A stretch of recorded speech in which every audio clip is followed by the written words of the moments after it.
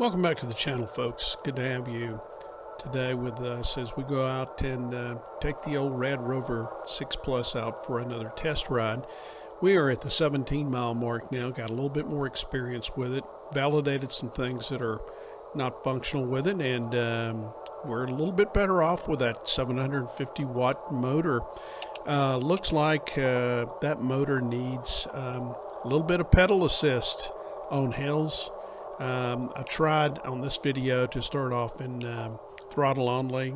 It got going okay and then kind of died as we went toward the crest, and I had to start shifting or activating the PAS modes.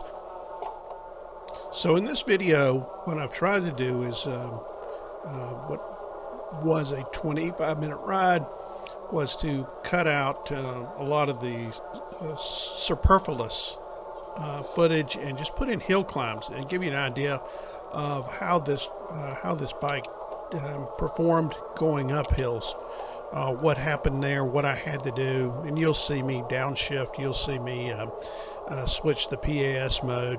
One spot you'll hear another issue when I was in first gear, but that's what we're trying to do here in the video, is just feature the fact that the bike really loves to be in fifth gear, or not in fifth gear, but in PAS mode 5. When it's going up hills, it's an adequate bike. Then you're transmitting, and it's got a little dial on your main readout. And by the way, we'll also talk about the displays here at another point. It tells you when you're in 5, it's burping out 750 watts. So I guess we can know that it validates it, so that's nice to see. And as you shift down the PAS mode to 4, 3, etc., you'll see the wattage drop off accordingly. So you're going to see a lot of this through the video as I go into hills. You don't see too much coasting going on downhill kind of videos as far as the performance of the bike is concerned. So as we drive on here, let's talk about the gear system on the bike. I think I mentioned in my other video about the gears and the fact that they appear to be somewhat out of adjustment on this ride and a couple of other rides before that that I didn't film. Definitely can say yes, the derailleur is not working correctly. Specifically when you get into first gear, I was going up one hill, and you'll see that down here. When I was going up up that hill in first gear, it was almost making a clanking sound, and it is not happy. So unfortunately, I'm not an expert bike mechanic, have never dealt with a derailleur in terms of fixing the apparatus. So I called my local bike shop, and this is one of the reasons I did buy the bike. Yes, they do service the bikes. I'm going to have to go in and get the derailleur adjusted, and while it's there, I'll have them look at anything else that I find between now and then. So first gear derailleur out of the factory or out of the shipping location, not good. It works, but it clanks and doesn't sound good at all.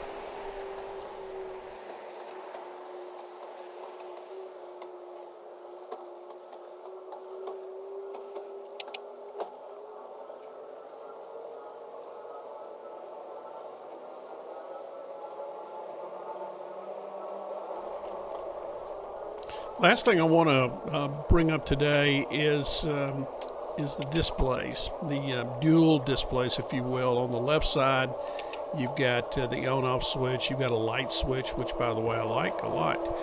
You got the up and down switches for the PAS modes, and you can also do some configuration mode work from that display. Using a combination of the keys that you see there. The central display, though, is not a favorite of mine. It has your miles per hour, it has your time on it, and that's kind of nice. It's got at the bottom of it, it's got your voltage that's being used, so that's kind of cool, and it's got your mileage up there. And you can also toggle that so you can have your mileage for the ride. The problem is, if you're toggling this, there's a strange, to me, kind of a strange non-user friendly way of changing that or toggling that. So you're displaying the overall mileage, and then you're displaying the mileage on the ride. So a little less useful for me, a little bit too small. The sun does, to me, have a little bit of an effect on it. So that, to me, was sort of a downgrade. They thought it was, from what I've read on the other, or seen on other videos, I think it's more of an upgrade and it's innovative, but I'm not so sure I'm sold on that aspect of this new display. I prefer the one on my electric XP 2.0. We're going to wrap it up today. I sure do appreciate you joining us as we took the bike out and learned a few more things about it. And I'd love to hear your comments. If you're a Rad Rover 6 Plus owner, love to hear what you think about it. If you're shopping for a bike, I hope this is helpful for you. I wish I had certainly seen something like this before I ventured out and spent my money. We'll see you next time. We're looking forward to another ride this weekend, and we'll hopefully have more feedback on that on the bike. Have a great one.